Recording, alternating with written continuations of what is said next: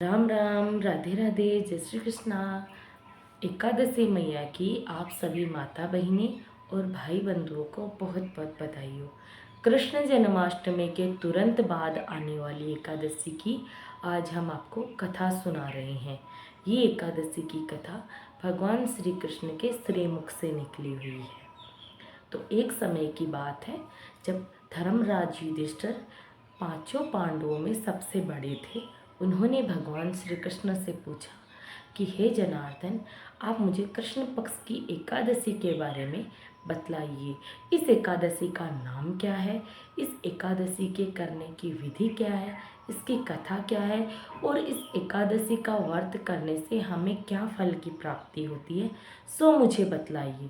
तब भगवान कृष्ण ने राजा की ये बात सुनी तो वो बहुत प्रसन्न हुए और उन्होंने कहा कि राजन, आपने मुझसे बहुत ही सुंदर प्रश्न किया है और ये जगत कल्याण के लिए है।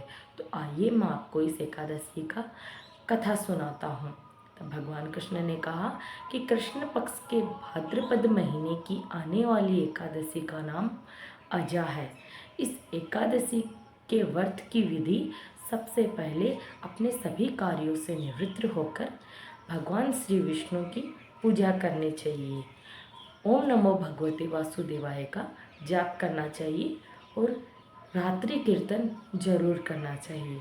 इस व्रत की सामान्य विधि है, परंतु सच्चे हृदय से ज़रूर करनी चाहिए। अगर आज के समय में देखा जाए तो बहुत कार्य होते हैं, अगर आपसे इतना भी ना हो तो हमें भगवान की पूजा करनी चाहिए। अगर ओम नमो भगवते वासुदेवाय का जाप ना हो तो हमें पराई निंदा, चुगली, चोरी, इन सभी चीज़ों से हमें बचना चाहिए। अधर्म के कार्यों से हमें दूर रहना चाहिए। अगर हो सके तो रात्रि का कीर्तन ज़रूर करना चाहिए। रात्रि कीर्तन करने से हमारे मन और आत्मा को शांति ज़रूर मिलती है, तो हमें रात्रि कीर्तन ज़रूर करना चाहिए। तो आइए मैं आपको वो कथा सुनाती हूँ। एक समय की बात है, राजा हरिश्चंद्र हुआ करते थे। राजा हरिश्चंद्र बहुत ही सत्यवादी राजा थे। वो अपनी प्रजा का पालन पोषण अपने बालक की भांति किया करते थे, परंतु राजा के कुछ पूर्व जन्म के पापों के कारण राजा को बहुत दुख भोगना पड़ा था। उनको अपनी पत्नी और पुत्र को भी बेचना पड़ा था और सारा राज्य पाट का त्याग करना पड़ा था और खुद को एक चांडाल के घर पे काम करना पड़ा था। राजा का कार्य था कि जितनी भी चिताएं शमशान में आए उन सभी से कफन लेके ही उनको चिता में अग्नि दी जाए। एक बार जब रोहितास की मृत्यु हो गई और उनकी पत्नी उनके स्वयं के सामने खड़ी थी, तब भी राजा अपने धर्म से नहीं हटे और अपनी पत्नी से बोले कि आप हमें कफन देंगी तो ही हम शमशान में आपके पुत्र को अग्नि देने की आज्ञा देंगे। इतना दुख भोगने के बाद भी राजा कभी अपने धर्म से नहीं डिगे। वो इतने धर्मात्मा थे कि अपने पुत्र की मृत्यु देखकर, अपने पुत्र की लाश देखकर भी राजा ने अपना धर्म नहीं छोड़ा। परंतु इतने सारे दुख भोगने के बाद राजा का मन बहुत दुखी होने लगा और मन ही मन में विचार करने लगे कि मैंने ऐसे कौन से पाप किए हैं जिसकी सज़ा मुझे इतनी ज़्यादा मिल रही है। ये सब राजा विचार कर ही रहे थे कि उनके सामने गौतम ऋषि का आगमन हो गया। गौतम ऋषि को देखकर राजा उनके चरणों में गिर गए और राजा ने गौतम ऋषि से प्रार्थना की और अपने सारे दुख दर्द उन्हें बतलाए।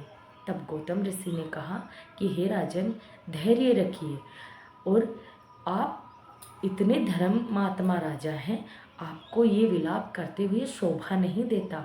तब राजा ने कहा कि हे ऋषिवर, मेरे दुखों का कोई अंत नहीं हो रहा। मैंने अपना सारा राज्यपाट त्याग दिया है, मेरी पत्नी और पुत्र को भी मैंने बेच दिया था और मेरा पुत्र आज मृत्यु की गोद में समा गया है। ये सब दुख मुझसे असहनीय हो रहे हैं। कृपया करके आप मुझे मेरे दुखों का अंत करने का कोई उपाय बताइए। तब गौतम ऋषि ने उनको भाद्रपद महीने की कृष्ण पक्ष की एकादशी के बारे में बताया और कहा कि राजा, आप इस एकादशी का व्रत विधि पूर्वक कीजिए और रात्रि जागरण जरूर कीजिए। तब राजा ने समय अनुसार एकादशी का इंतज़ार किया और जब भाद्रपद के कृष्ण पक्ष की एकादशी आई तब राजा ने विधि पूर्वक एकादशी का व्रत किया। और जैसे ही राजा का व्रत पूरा हुआ तब स्वर्गलोक में ढोल नगाड़े बजने लगी और पुष्पों की वर्षा होने लगी और तीनों देव ब्रह्मा विष्णु महेश ने राजा को दर्शन दिए। राजा की एकादशी की व्रत की कथा के प्रभाव से भगवान विष्णु ने राजा से कहा कि हे राजन, हमने आपकी परीक्षा ली थी और आप इस हमारी परीक्षा में सफल हुए, तो हे राजन आप मांगिए, हमसे क्या मांगना चाहते हैं। तब राजा ने कहा कि हे प्रभु, मैं अपने पुत्र को जीवित मांगना चाहता हूँ और मेरी पत्नी को वापस पाना चाहता हूँ। जो मेरा राज्य पाटे मुझसे छूट गया है वो मुझे वापस चाहिए। तब तीनों देवों ने प्रसन्न होकर राजा को उसका समस्त राज्य लौटाया, उसके पुत्र को जीवन दान दिया और उनकी पत्नी को भी राजा को लौटाया। और तीनों ने भगवान तीनों देवों की प्रार्थना की, स्तुति की और सभी को प्रणाम किया। उसके बाद राजा अपना राज्य बहुत ही शांतिपूर्वक और धर्म के साथ राज्य भोगने लगा। एकादशी के प्रभाव से राजा ने अपना राज्य पाट पाया, अपने पुत्र और पत्नी को फिर से पाया और अपना राज्य भोगने लगा।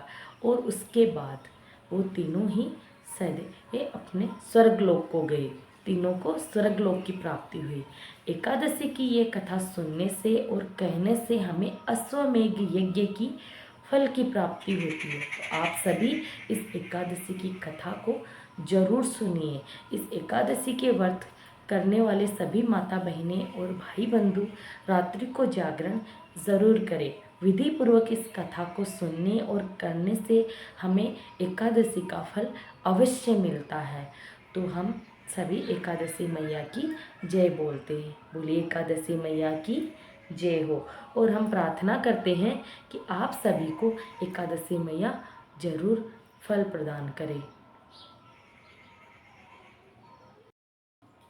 बोलिए गणेश जी महाराज की जय। किसी भी व्रत की कथा सुनने के बाद में हमें गणेश जी की कथा ज़रूर सुननी चाहिए।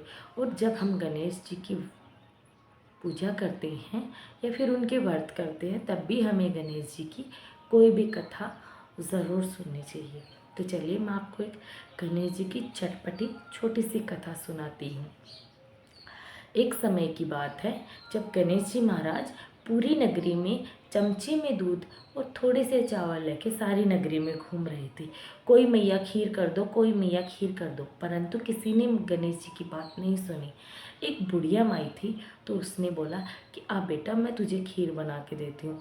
बुढ़िया माई ने छोटा सा पात्र लिया और उसमें वो दूध और चावल डाल दिए। तब गणेश जी बोले, नहीं बुढ़िया माई, इसमें कैसे खीर बनेगी, बड़ा सारा भगोना चढ़ा। तब गणेश जी की बात सुन के बुढ़िया माई मुस्कुराने लगी। अरे बेटा गणेश, इतने से चावल और इतने से दूध से कैसे भगोना भर के खीर बनाऊंगी। तो गणेश जी बोले, बुढ़िया माई तू कर तो सही। तब बुढ़िया माई ने एक बड़ा सा भगोना लिया और उसमें खीर के चावल और दूध डाल दिए।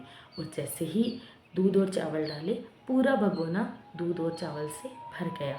तो बुढ़िया माई ने खीर को चूल्हे पे चढ़ा दिया। मारवाड़ी भाषा में बोलते हैं, खदबद खदबद खीर सीजन लागी। तो जैसे ही खीर बनने लगी तो गणेश जी भगवान ने बोला कि मैं तो मैया बाहर घूम के आता हूँ, तेरी नगरी में घूम के आता हूँ और तू जैसे ही खीर बन जाए मुझे बुला लेना। तब गणेश जी घूमने निकल गए। बुढ़िया माई अपने किसी कार्य में लग गई। बुढ़िया माई के एक बेटे की बहू थी, बहुत काम करती थी। बेचारी को भूख लगने लगी। खीर की खुशबू को सूंघ के उसका मन ललचाने लगा, उसकी जीवा ललचाने लगी। तो सोचा पता नहीं गणेश जी तो कब आएंगे और कब मुझे खीर खाने को मिलेगी, इससे अच्छा तो मैं खुद ही खा लेती हूँ। तो उसने बड़ा सा पात्र लिया और गरम गरम खीर खाई और बोला कि हे गणेश जी, पहले भोग आपके और उसके बाद मुझे। तो गरम गरम खीर उसने खा ली और गरम गरम खीर खाने से उसका मुंह और उसके होठ सूज गए।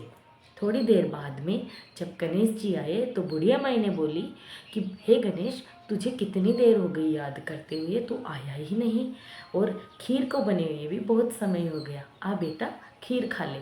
तो बोला कि तो गणेश जी महाराज बोले कि बुढ़िया माई, मैंने तो खीर खा ली। तो बोला कि तुझे किसने डाली। बुढ़िया माई ने अचंभो हुआ कि तुझे खीर किसने डाली। तो बोले कि तेरी बहू ने। तो बुढ़िया माई ने बोला नहीं नहीं, मेरी बहू तो ढकेड़ा ने उघाड़े को नहीं, उघाड़ेड़ा ने ढके को नहीं, तो तने खीर कौन घाली। बोले तेरी बहू ने गाली, तेरी बहू चुपके से खीर खाई, पहले भोग मेरे लगायो, पीछे आप खा लियो, तो वही खीर मैंने खा ली। तो बोला कि नहीं, ये तो नहीं हो सकता। तो गणेश जी बोले देख तेरी मुँह को मुंडो उघाड़ के। जब बहू का मुख उघाड़ा तो जैसे ही उसने गरम खीर खाई थी, जिससे मुंह उसका पूरा सूज गया था। और ये देख के बुढ़िया माई को बहुत क्रोध भी हुआ। तो उन्होंने गणेश जी से प्रार्थना की कि हे गणेश जी, जैसे आपने मेरी बहू के पर्दे उघाड़े हैं, जैसे मेरी बहू की पोल चौड़े की है, वैसे किसी की मत करना, आपसे यही प्रार्थना है। तो बुढ़िया माई से गणेश जी ने बोला कि जो भी छल कपट से कुछ भी कार्य करेगा उसको तो मैं ज़रूर सामने लेकर आऊँगा। तो बुढ़िया माई ने जब गणेश जी से कहा कि अब इसमें खीर का क्या करूं, तो बुढ़िया माई से गणेश जी ने बोला कि तुम भी खाओ, अपने पूरे परिवार को खिलाओ और अपनी सारी नगरी में इसको प्रसाद स्वरूप बुढ़िया माई आप बांट दो। बुढ़िया माई ने खीर को बांटना शुरू किया, परंतु खीर का पात्र कम होने का नाम ही नहीं ले रहा था। तब बुढ़िया माई ने गणेश जी से प्रार्थना की कि जैसे इस खीर का अंत नहीं हो रहा है, हे गणेश जी, मैं आपसे प्रार्थना करती हूँ कि मेरे घर में कभी धन का अंत ना हो। और हम भी गणेश जी से यही प्रार्थना करते हैं कि जैसे आपने बुढ़िया माई की लाज रखी, वैसे हमारी भी लाज रखना। और जैसे उसकी बहू की पोल चोड़े की, हे गणेश जी, हमारी तो मत करना, जो भी भूल चूक हुई उसकी हमें क्षमा करना। गणेश जी की ये चटपटी कथा आपको कैसे लगी? अगर अधूरी हो तो पूरी करना, पूरी हो तो परवाना छोड़ना। ये मेरी एक सखी ने मुझे बताया था। तो बोलिए गणेश जी महाराज की जय।